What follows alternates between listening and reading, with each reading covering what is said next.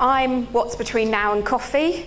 I'm probably not the only one who's gasping, so don't worry, I'll keep us on track. I'm determined to finish at 3:30, if that's all right with everybody. Also want to go to the bathroom, so let's get a wiggle on, shall we? Credibility before I start. At a duty of care conference, I used to be, years ago, Global Head of Business Continuity Disaster Recovery. I've been bombed out by the IRA 3 times. I've had a very nasty incident in Pakistan with lots of people with AK-47s, my driver crying and praying to his God because he thought he was going to die, which certainly convinced me that I was likely to die. I saw that there's a psychologist at the end of tomorrow who's going to be dealing with all of that. To be honest, my answer's been eat chocolate and try to forget. But possibly you're looking for something more structured tomorrow afternoon. As far as this speech is concerned, I'm talking about trying to get buy-in. I met a wonderful man in the lunch queue called Gary, who's American. Oh, there we go. Talk to him, he's fun. And he said it isn't just about senior management buy-in, it's about actually traveller buy-in as well. So hopefully what I'm going to talk about this afternoon will apply to both. My sort of context for this, when I started to prepare this presentation, was that I'm very interested in making sure that travel risk management generally gets onto a top table and a middle to senior management agenda, and it isn't just seen as an irritation. I'd like to get to the point where it's considered the norm to think about these things. I'm not always sure it is. So that's my plan. I'm certainly not assuming that sort of senior management buy-in is the only thing we want to achieve. I know that we have to do bottom up and in fact middle down. Got about 30 minutes as well. So I'm giving you a sort of 3-step process for a persuasive technique, corporate storytelling, because we all like a story, we tend to remember them. So we're going to have a look at the structure of that. The 2-day course has got a 7-step process, so 30 minutes should be able to get through this. What I'm going to do is take you through these 3 parts, and then I'm going to show you how I've started to apply it in trying to build an argument for senior managers to buy into this subject. First things first, the first step we want to look at is the audience. Get to know your audience. Type of power, first of all. We're talking about buy-in here. In my, God, it's been more than 2 decades of experience now, I'm not really interested in the power in terms of job title and hierarchical authority. I'm assuming that the people I'm dealing with at board level and sub-C-suite have quite a lot of that. But I've learned that the world, however senior the job title, is actually divided into 2. You've got real decision makers, people who have authority and clout and actually exercise it. They take prompt decisions, they communicate their decisions, they're actually decisive, they don't actually sit on the fence. And then you've got the other group who are what I'll charmingly, I hope, call gatekeepers. They are actually the ones that take in a lot of information, they form opinions, they provide guidance and sometimes spin to others, but they're not actually prepared to take decisions. So they act as sort of satellites around the few decision makers you have. Level, and I advise an awful lot of boards.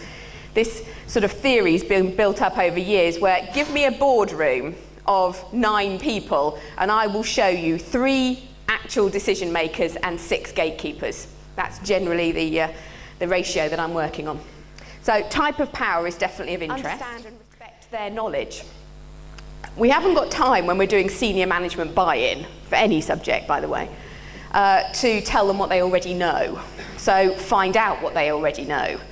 An obvious question actually is, how much travelling for the firm do they actually do? Not where do they go on family holidays, but what kind of travelling have they done in this firm or in others? What experience do they have? Because that will give them certainly a knowledge base. And it might actually be none at all. They just send lots of people places, but actually they go home on the tube, and that's about as exciting as it gets.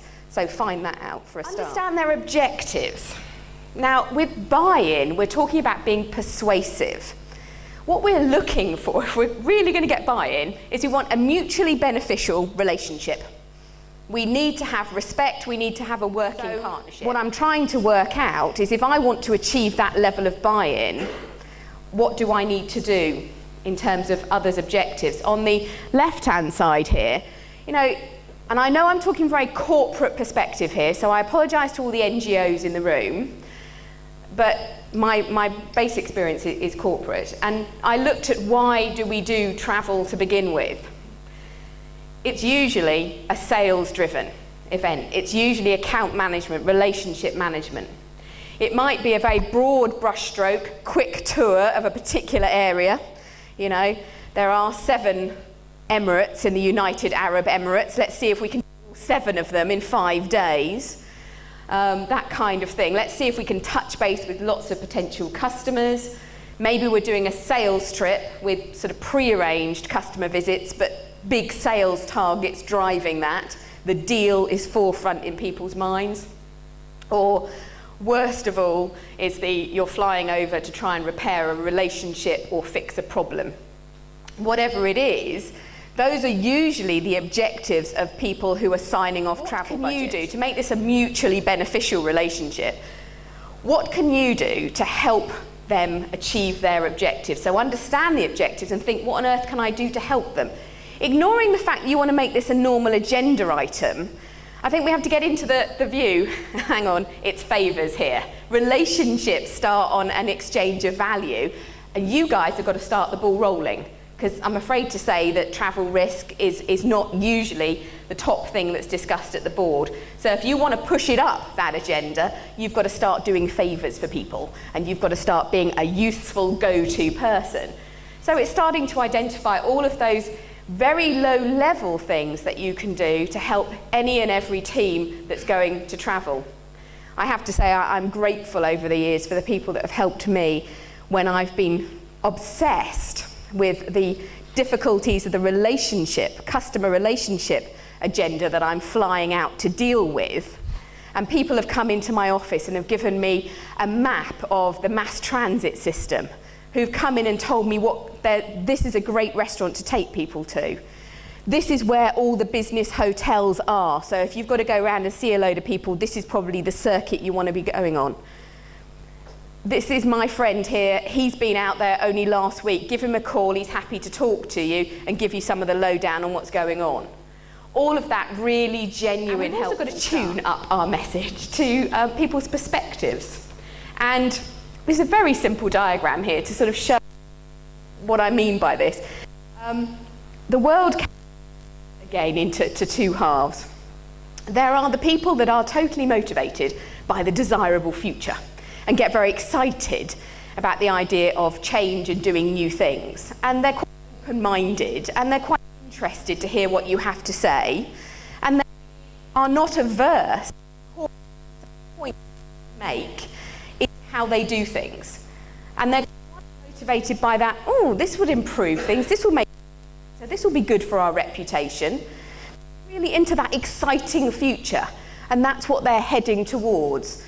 So when you're trying to get their buy-in, that's the persuasion you're trying to get to. Not just what the overall sort of power of your audience is, or their level of knowledge, but what's driving them, what do they have to achieve, get on their wavelength. This is all standard stuff about really know your customer.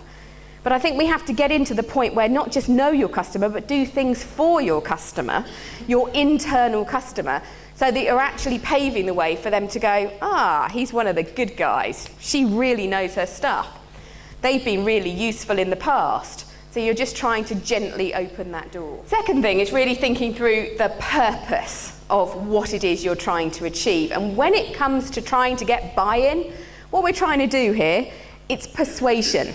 But you can see on this diagram here that any kind of presentation, any kind of meeting that you're having, I don't think we can ever forget that there are also the need to inform and provide information. And we've also got to get to this point where we're doing the inspirational piece as well. If we get the balance wrong, if it's all about inform, the first bit of this is a bit chalk and talk, isn't it? It's about pushing information out to you. It's a bit one way.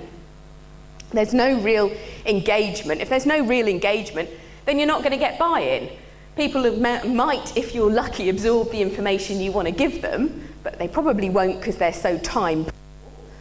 So we need to make sure that we concentrate on the persuading piece, moving people to a new view. We also need to make sure the balance isn't overly inspirational, because if we overdo it, we can end up sounding very evangelical. And to be honest, to many executives, that means that we sound insincere and inauthentic. We've gone too far the other way. The other thing about the inspirational piece is that it can sort of set us up in terms of whipping up enthusiasm for something that actually people are going to find hard to sustain. But as an aside, actually, in terms of how we put our message across, one of the things we need to think about is positive psychology.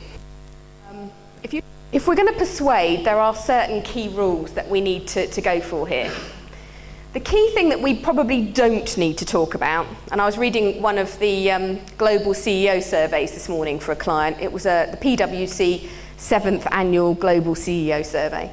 And there's a lot of concern about process over outcome. And I think it's quite interesting here that what we mustn't do, I think, is create an impression that we have a lot of processes, a lot of forms that need to be filled in, a lot of activities that need to be carried out in some kind of great logical sequence. What we need to get across is the benefits, the advantages, the improvements, how this will help you achieve your objectives, and not all about the idea of, now hang on a minute, this is a process. So I think we have to make sure that whatever we're trying to say about let's consider travel risk, let's make sure we abandon any kind of bureaucratic approach. Do not tell executives about process. It doesn't sell anything. It doesn't persuade them. It just makes them think that we've got another bureaucratic burden, almost another tax on business, which we're trying to avoid. Have a look at the scale of persuasion. Remember that when we're trying to persuade people, there are two things to think about. The first is, if I go back to my boardroom of 9 people, we don't actually have to persuade everybody. We might have 3 key decision makers in the room. But also there might be that there are some gatekeepers that we really need to persuade. If travel risk isn't something that your organisation thinks is important right now, they're off to the left-hand side of that scale. Is this an important subject? No, not at all. Then how far can you reasonably move them in your initial communication? So, I mean, even with the best communicators, we can probably move people only about 2 positions. So just think about how far you can get people along your train of thought when you're trying to cast the message. You'll set yourselves up to fail completely if you try to go down the inspirational, this is so important, this is so beneficial, if you've got people off on the left-hand side. The other thing we need to think about is how people behave when they're given new information. We are talking about thinking of a new way of working here. When we're planning travel, when we're thinking of sending staff abroad, instead of just thinking about our overarching corporate sales-driven objectives, we also need to balance that with the risks. And we have to perhaps invest in some ideas and some mechanisms that will protect them if things do go wrong. Now, this is Roger's innovation adoption curve. It's often talked about in terms of technology, but it's pretty useful for any kind of change of thought or behaviour. It pretty much says that the world is divided into different kinds of people, and that there is a very small percentage, about 2.5% at the front there, that really get behind any kind of new thing. Or you want me to think differently about something. You want me to add this to our regular agenda. Totally go for it. They are the innovators. They're the ones that are always up for change. You can't help but see them everywhere. There's a small percentage, but they change for change's sake. Are pretty much down that positive psychology route. They are open to new ideas. They are not the ones that will jump in with criticism, with resistance. They're very much, oh, this is new thinking. I didn't even know this kind of area, travel risk management, even existed. Oh, I'm really, tell me more about it. And apparently there's about 13.5% that I take the figures with a sack of salt, but there is a group that are interested. Then we get on to the majority of us. Some of us led into new thinking more easily than the others. So we've got the early majority and the late majority, the laggards. In 1952, when Rogers invented his model, that was the word he used. I'm sure we have other words for these people that don't get on board with new thinking.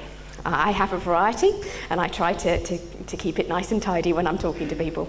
But you know who I'm thinking about. You're even thinking about those in your organisation right now. Based on that, it just reminds me that actually redundant communication's critically important. When I'm trying to persuade somebody, I can't persuade everybody all at the same time. I can't persuade everybody first time around. So what I have to do is keep repeating my message. I have to freshen it up every time. I mean, I don't want to get boring, but the core elements of what you're trying to say, you've just repeatedly. So, first time you get the message out, there maybe the innovators hear you, but nobody else. The second time, maybe the early adopters hear you, but nobody else. The third time, the early majority are kind of, oh, what's going on here? And eventually, the late majority. I think you get the general gist. The laggards never appear. Content. So if we think about audience, we think about the purpose, we also need to craft the content. And when it comes to corporate storytelling, these are the 5 elements that I really want to look at. First of all, we need to pick one actual message. It's an argument, if you like. It's some kind of statement that you've decided you are going to substantiate or you're going to refute. But you've picked one thing, and that's what you're going to concentrate on. The key thing you have to do here is that when we're trying to get buy-in, what you mustn't do is broad brushstrokes. You can't go in there and go, right, there's so much I want to talk about, and you actually go in a very general way. Then you suddenly realise, we've got to get this on the agenda for the next big round of travel. And then suddenly you dip from general to very narrow and very specific. Confuses the hell out of your audience because they're thinking, why'd you give me all this stuff if you only wanted to talk about this? So that's one of the key things. So we've got to keep it very specific, very narrow based. Now I know that actually concerns a lot of people because they think, I rarely get on the agenda at any kind of senior management meeting. So when I'm there, this is my one opportunity to tell them everything. And there's me saying, no, it's not. You've actually got one little item that you need to actually go through, and that's the one you concentrate on. Because if they're interested enough, they'll pick up more of the background. They'll come and ask you questions. So stay calm. They will ask you more if you've won them over. But I absolutely guarantee you will not win them over with the broad brushstrokes. The other thing that freaks people out when you're building a story, an overall sort of communication, is that actually you have to acknowledge the opposing view. A lot of people don't like this because they know that there is something negative about what they're saying, that other people might hold a completely different view to the point that you want to get across. And the idea of giving that any kind of airtime sounds just counterintuitive, really. It just doesn't feel right. But you have to do it. Now, I'm not saying that it should be the big lead, but you actually have to give it as much thought as your argument. So whatever point you want to make, the first thing is you have to invert it, to find that opposing argument. And you have to ask yourself, is that opposite view a genuine view? Is it likely to be held by any of my audience? And you then have to acknowledge its existence in your story, in your presentation.